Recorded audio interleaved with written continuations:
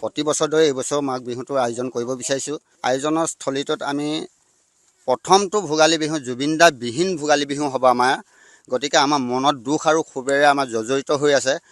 অসম চৰকাৰলৈ এটা আমাৰ বাৰ্তা পঠাব বিচাৰিছোঁ এই ভোগালী বিহুৰ স্থলৰ পৰাই, যাতে অসমীয়া ৰাইজক জুবিনদাৰ ন্যায় প্ৰদান কৰক।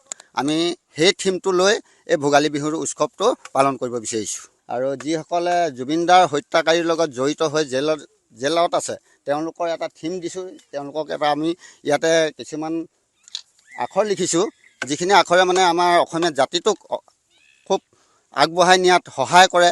আমি আজি এইবাৰ আমাৰ ৰূপালী জয়ন্তী উৎসৱ 25 বছৰ হ'ল আমি ভোগালী বিহুটো ইয়াত উদযাপন কৰি থকা।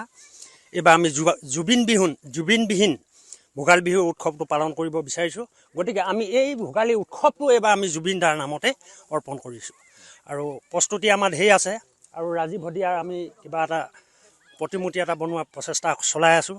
মানুহবিলাক ব্যস্ত হ'লেও তাৰ মাজতে আমি তেখেতৰ ৰাজীৱ হদিয়া গণশিল্পী ৰাজীৱ হদিয়াৰো আমি এটা মূৰ্তি ইয়াত নৰাৰে সাজিম বুলি আমি ভাবি আছোঁ।